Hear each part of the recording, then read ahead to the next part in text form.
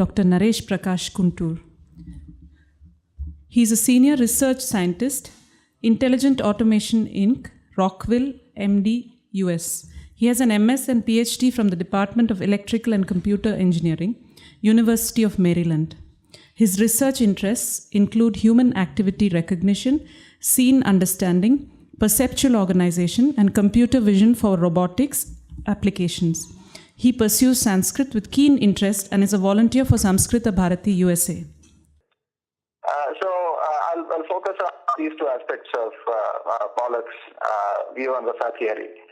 The first being the change-based perspective, and the second being his take on the science and history of Rasa development and how it has a potential connection to modern thought and perceptual aesthetics and cognitive theories, even though Pollock doesn't think that link can be made.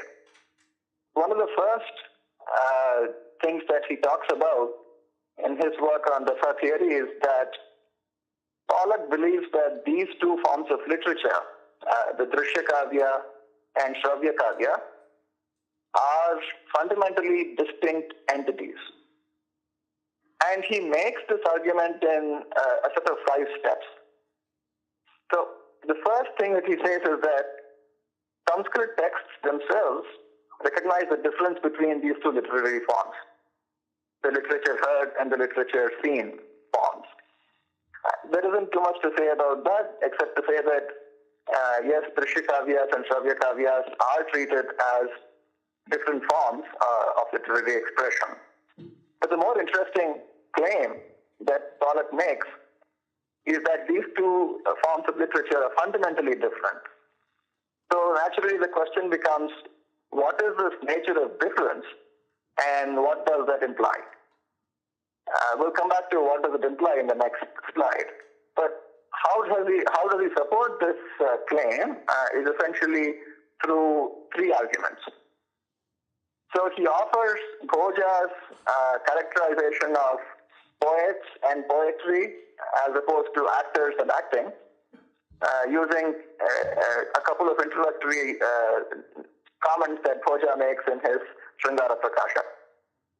So there, Bhoja, he does say that he considers poets and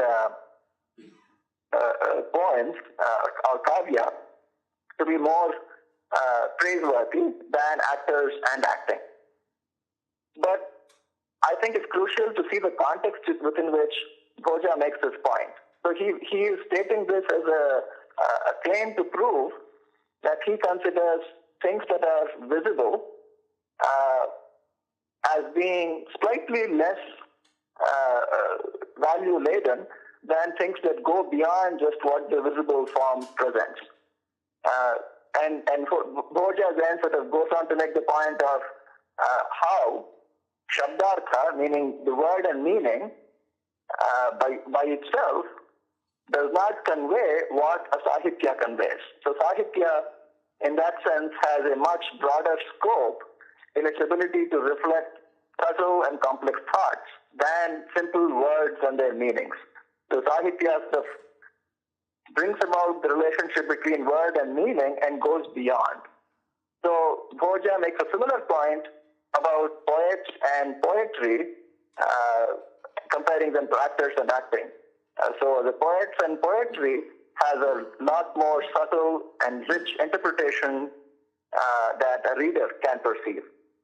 So in that context, Bhoja makes this point. Okay. The second argument that Pollock raises here is a verse that is not attributed to anybody in particular. It's an anonymous verse, which clearly states that literature in the word form or the Shravya Kavya is more praiseworthy because it has a higher narrative power. And the word that the verse uses is Vastu Shakti Mahima, which is true. One can express much more complex and subtle thoughts in word, which on stage might not be easily depicted. And finally, Pollock raises think about Abhinavagupta, where he says, Abhinavagupta in his commentary on Natya Shastra praises actors over poets. So he takes sort of an opposite viewpoint to Poja, essentially. But the crucial point there is that Abhinavagupta is writing a commentary on Natya Shastra, and naturally he would be inclined to praise actors because the whole point of his commentary is to talk about drama. And so one doesn't really understand why that would be so shocking of Abhinavagupta in Natya Shastra's commentary. Be that as it may, so these three aspects are really the evidence that Pollock provides to say that these two forms of literature are fundamentally different. So the question for somebody who would then, a traditional scholar who would then be able to refute this is to say to what extent are these claims valid and what are the counter views that one can put forward.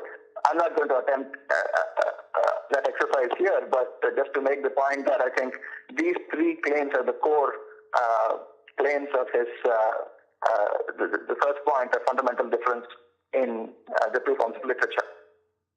If we accept this claim to begin with, that is to say that if we accept that literature heard and literature seen are fundamentally different, the implication that Pollock gives us is that the way Rasa is treated, the Natya Rasa and Kavya Rasa, should also be very different. And in particular, there should have been a significant evolution of Rasa from Natya to Kavya. And that is what Pollock wants to look for. So that is the narrative he wants to build up. One, to say that there is a fundamental difference between these two forms. Then to posit that there must be an accompanying development of Rasa theory. And then to sort of establish a development that fits this narrative.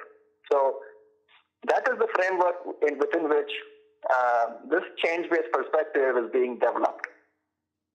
And then he makes the point that Rasa must have expanded in scope in many ways.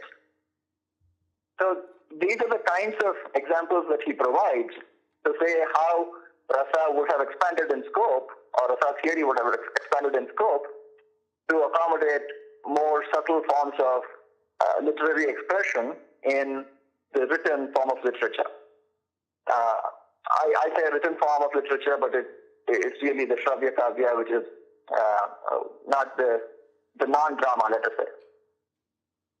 So I won't get into the details of these points for want of time, but simply to mention that Pollock calls out the differences in the number of rasas and the different frameworks within which rasa theory has been developed in traditional thought, including Mimamsa, Vedanta, and Bhakti, and so on. And interestingly enough, he calls out a special role for Buddhism in the development of rasa theory. Specifically, he claims that the notion of Karuna Rasa would have been alien to these pre-Buddhist Hindu poets, because the notion of ahimsa and karuna and all of that was really a contribution that is uniquely tied to Buddhists and not to the Brahminical poets. And here he takes the view of Samuel Johnson. He quotes this pity is not natural to man, which is a Samuel Johnson's quote, to say that compassion or pity or karuna is not something that is naturally developed in man. It's something that one civilizationally develops, as the Buddhists did, and by implication Hindus did not. So Hindus imported this notion from the Buddhists in developing the notion of Karuna Rasa. But of course, Pollock leaves out the subsequent part of Samuel Johnson's quote that I mentioned here. The pity is not natural to man. Children are always cruel. Savages are always cruel. So Samuel Johnson is making this point in a civilization versus colonialism, that kind of a context. But we'll leave that apart for now. And I'll come back to this. Pity is not natural to man in a couple of slides. But now, to another form of change that Pollock mentions here, he really hails the contribution of Udbhata. Pollock says that before the advent of Udbhata, Rasa theory was riddled with a whole lot of confusion and contradictions, and then says that Udbhata really changed the picture and clarified the picture. And what is the evidence that Pollock provides? So he points to how Rasa was treated by the three Udbhata theorists, in particular Bharata, Bhamaha, and Dandi. So Bharata's position on Rasa is that Rasa arises from the conjunction of factors, reactions, and so on. This is a very familiar position that we heard in the previous talk as well, so I won't delve into that. And Bhamaha does not really treat Rasa as a separate topic, and this is Pollock observes this as well. And Dandi, he notes, does not provide a special treatment of Rasa, but then he really uses the same formula that Bharata used for Rasas. So it's hard to make out, from my perspective, what the contradiction between these three theorists are. So Bharata laid out the foundational principle, Bhamaha did not have anything new to say about it, and Dandi essentially refers back to Bharata. So what is contradictory in this position is not clear. But Pollock claims that there were these contradictions which Udbhata resolved. So I think it would be interesting for us to see whether Udbhata's contribution is indeed path-breaking. So what kind of contradictions were existing, if they were existing, and what did Udbhata do? I don't have an answer to this question. I leave this as a question to more knowledgeable people. But I think this is a form of change that Pollock specifically calls out, and it would be interesting to see what the traditional position on this question would be. In the previous talk, as we heard, Pollock is supposed to have mentioned that Rasa belongs to the actor. I actually don't think that Pollock says that. So Pollock describes the position of Rasa localization as described by various theorists over time. And Pollock calls out the contribution of Sri Shankuka and Bhattanayaka for having made this unique observation that Rasa really belongs to the spectator and not to the actor. In fact, Pollock goes into some length to describe Bhattanayaka's view of how the spectator would then perceive the Rasa that is depicted. And the depiction does not have to be just in a dramatic sense, where actors are acting out a play or something of that sort. It could just as well apply to the case where a reader is savoring a work of poetry by himself. To Rajivji's question about whether somebody can by themselves experience the rasa without a third party acting out that for them. Indeed, yes, one can do that. And Bhattanayaka and Shankuka really make the case for how that process would occur. So how would a spectator or a reader perceive the rasa in the work of art by experiencing it? And here Bhattanayaka's formulation of Sadharani Karana is something that Pollock actually praises. I won't go into the details of it for want of time, but what Pollock is doing is actually tracing the evolution of rasa localization from being in the actor to being in the work, to the actor, to the spectator. And then at each point, addressing the questions that need to be addressed. So if it is in the spectator, how does every spectator understand it, and so on. I'll only say here that this is a point that even traditional discussions have a lot to say about, meaning people could keep coming back to this question of where the Rasa is located.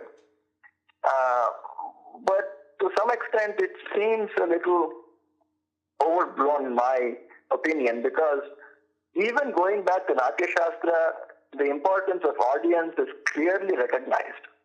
Bharata discusses different types of spectators and different types of audience, and he says that for this type of audience, these types of plays won't really be suitable because it will simply go over their heads. I mean, they won't be able to appreciate the nuances. So clearly, Bharata takes the view that Spectators is quite central to what is being enacted. And similarly, Shankuka gives the example of Rasa in a painting, essentially. So he describes the painted horse and says what all kinds of emotions can be evoked in somebody looking at the painted horse. So I think this has a long history, even if it is not explicitly called out as Rasa localization. So here, Pollock has several criticisms of why certain stable emotions came to be called as stable emotions, sthayi bhavas.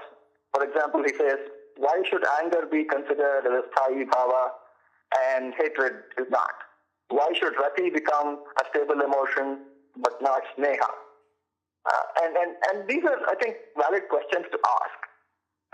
And Pollock does call out the argument of two, Dhananjaya and Abhinavagupta, but he doesn't really accept their arguments. And I think this is a discussion that's worth having, and to see whether Pollock has a point here or whether there is a counter view that really should prevail. And I don't know the answer to that question, but I will leave that to more knowledgeable people again.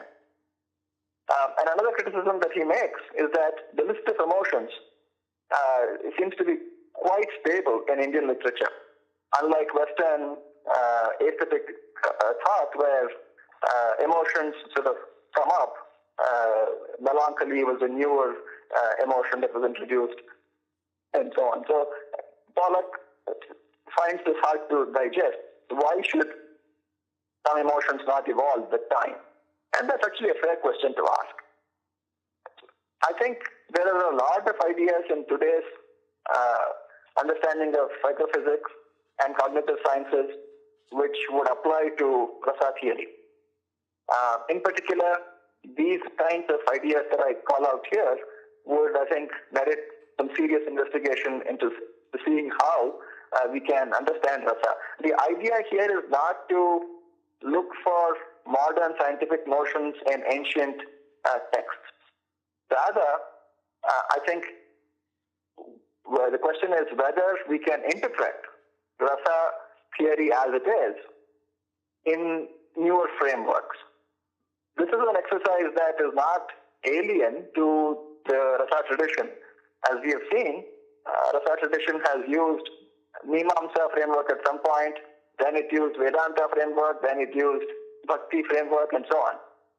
So can we similarly use a modern scientific framework to understand what Rasa is and where is it localized and so on? How do emotions arise and what kinds of emotions persist? What kinds of emotions are temporary? And all those questions can be addressed.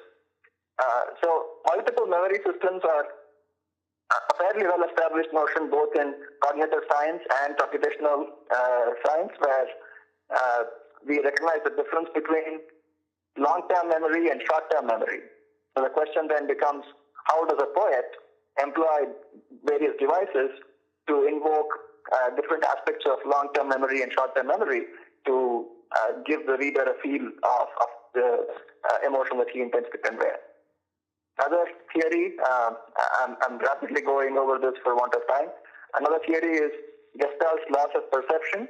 This is a visual theory which tries to explain how we as humans are able to perceive objects just by a set of few points or lines. So our visual system can complete objects, complete lines, and form beautiful pictures, even if what we have actually observed are very few points. And there are several principles that come into play. So what are the analogs from Rasa theory that we can bring out to see how giving a few indicators in word, the poet is able to convey a sense of a whole, which is much more than a sum of just individual parts. Another theory is reductionism, which is prevalent both in art and in math. The reductionism is where you take a complex idea, break it down into a set of simple problems, and then you look at the simple problems. In art, reductionism evolved, for example, in the case of modern art. The people first asked the question, okay, we want to paint landscapes. Then came the era of impressionism, right? So where you don't paint the entire details of the landscape, but sketch out the essential elements and leave the rest to the viewer's imagination. Then it came up to, well, why should you give a picture like that? What are the elements of drawing? Lines, shapes. So can we let the viewer make up whatever he wants to infer by just those primitive shapes and lines? That's modern art. So these kinds of reductionist techniques have been used both for analysis and for application. So Rasa theory, what does it have to say about this? And finally, the case of mirror neurons has really revolutionized our understanding of empathy and compassion and pity. So this old adage of pity is not natural to man is not a contemporary notion at all. So we understand this much more differently now. So what does that impact our understanding of Rasa theory? So these are the kinds of questions I think merit serious consideration. So in closing, I'd say that Pollock understands Rasa theory quite well, and he has a particular, let us say, endeavor to say that Rasa theory as it exists today and the history and its science is quite murky, which needs to be clarified, and that's where somebody like Pollock would step in and clarify the whole field of Rasa theory for us. So that's really the enterprise that he is building up. If there is something that he is bringing to the table that is worthy of consideration, we should certainly look at it, I think, and not summarily dismiss his understanding, but also call out his ideas which are not either well-formed or just incorrect. And it would also be interesting to see why he invokes Utpata and Bhattanayaka repeatedly, and if it's something that traditional schools also consider equally important. If not, why not? And as I said, this science of Rasa is indeed very topical, and we should pursue that. And that's something that Pollock's writings really lack. He doesn't really seem to have fully formed ideas of how science of Rasa should be formulated. And he tends to look at Rasa in a very isolated manner and without taking in the larger cultural context or the context of Auchitya, which is a fairly important concept in traditional thought. So these are the kinds of ideas I think are worthy for further consideration. I'll stop here and hopefully take questions if I can hear them. Okay, wonderful, great presentation. In my reading of Pollock, he says that in a simplified way, if I can characterize it, he says that the spiritual dimension was lacking until recent centuries. Rupa Goswami and that kind of an era is when spirituality gets introduced, almost like it's a very modern kind of a thing, but he's really trying to develop a rasa aesthetics, which is not where the sacredness isn't as important. Do you want to comment on that? Yes, in fact, that's something that I found strange in Pollock's view, because he clearly knows that there has been this Vedanta aspect of rasa, which is in fact today's dominant framework for looking at rasa theory. For example, if somebody like Kutuba Shastri ji were to give a talk on rasa theory, he would use the framework of rasa theory to explain, Advaita to explain rasa to us. Yeah. And that is well known. And Pollock, in fact, mentions this in the Reader book. He very briefly mentions this, but then very quickly switches track to Bhakti tradition and then goes on to Rupa Goswami and the like. Right. So a few things. First, it's a common practice of Pollock to acknowledge something just to make sure he won't be criticized for ignoring it. He acknowledges something and then suddenly ignores it completely in his final conclusions. In other words, there's a disconnect between what he has acknowledged and he hasn't disposed of it in any conscious way. He just acknowledges it, and in the next section, it's like it never existed, and he moves on as if ignoring it. This is one thing. Now, regarding your comment, you find it strange that he does not want to consider the sacred dimension. It is not strange because you see, you looked at the rasa idea, the rasa work of Pollock in isolation. He does not connect all his works very explicitly for readers like us. He connects them in his classrooms for his students, but he has a grand narrative. And in that grand narrative, it is basically the desacralization, which is one of the topics we put into this conference. Removing the sacred is a very major underlying, agenda. So where it is sacred, that was the whole idea of separating the Paramarthika from the Vyavaharika. That was also the idea of Shastras being linked with Vedas are problematic. They deny freedom and so on, and they cause human rights problems. That is also, the sacred element is also a problem in the Ramayana when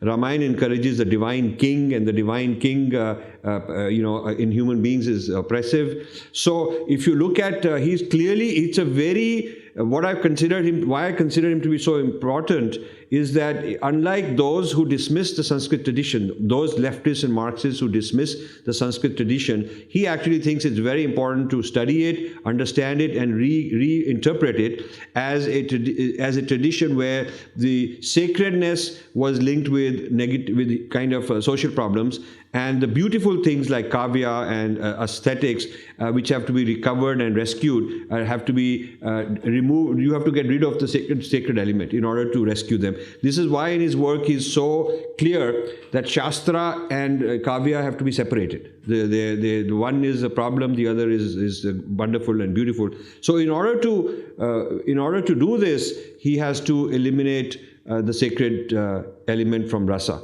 So maybe you could look into that as a possible way of understanding him further. Yeah, I think that makes sense. I mean, what you say certainly makes sense. And in fact, looking at it from that perspective, it also makes sense why he would, for example, give a special emphasis to Buddhism here and say that Buddhists had to teach these Brahmanical priests to learn compassion. Yeah. So that sort of ties into, and all the texts that he wants to valorize are post-Buddhism. Writing is after Buddhism, Kavya is after Buddhism. Before Buddhism was oral, it was only Paramarthika, it was oppressive, it was exclusivist, and things like that. So the social, political underlying framework one should understand. It is very, very difficult you have to read him all his books and here and there and put it together, and then when you get his framework, then you go back and read it a second time and it makes more sense. I think that's true. Yeah. And in fact, even looking at Death of Sanskrit and this, the Language of God's book and this, they have a similar thread running through them, with making a distinction between the oral tradition and the written tradition that has a very significant parallel here. So I guess that's something that traditional scholars should be able to easily refute, but then do that in a principled manner. But I agree with your point that looking at his works the second time, having read all the books, gives you a very different understanding of where he is coming from and what narrative he is really constructing. Because at the end of the day, in most of his works, it seems to be about narrative building. So you have a sort of a top-down approach where you have decided your narrative, and then you sort of find a verse here, a quote there, to make up that narrative. And even if it doesn't really make up the complete narrative, it doesn't matter because you have already given your conclusion. And that's what in his works become important. And if, for example, as I try to bring out here, he makes this claim of this fundamental difference between these two forms of literature. But the evidence that is provided is really flimsy. But then the conclusion is already stated, and there's ends the matter. I would just like to point out a couple of things. Pollock puts a lot of emphasis on chronology, as Rajiv ji has already pointed out in on various occasions, that chronology is one of the tools by which he shows that there are discontinuities. And also in Rasa theory, for example, from Rasa Sin to Rasa Hard, one of the articles that Professor Pollock has published, he tries to show that the domain of Natya, domain of the scene, is the domain from where the Rasa analysis has been borrowed and extended to the domain of the Kavya. But as a Bengali musician, I am reminded of a text, a 16th century text on music and dance. It's called Sangeeta Damodara. It's written by Pandit Shubhankar in 16th century, where he is talking about nritta, dance and music, vocal music. And in this, there are discussions of mudras, and obviously nritta is not just for the ear, it is also for the visible art. It is a drishyam. So in that also he borrows the Saridaya Hridaya Samvadi from the Sahitya Darpana and also Abhinavagupta, and also he invokes the Brahma Swada Sahodara concept. So I think that is also important to dismiss the kind of discontinuity that Professor Pollock tries to show. To help me, you can do two things. You can go to the subscribe button on my YouTube and subscribe. We need more subscribers there. Secondly, I get lots of emails on people saying, how do we donate? How can we help you? You go to rajivmalhotra.com or you go to infinityfoundation.com and you can hit the donate button. You can donate in dollars. There are different ways mentioned. If you want to donate in rupees, there is a column called Infinity Foundation India, and you click that and there are instructions on how you can donate in India.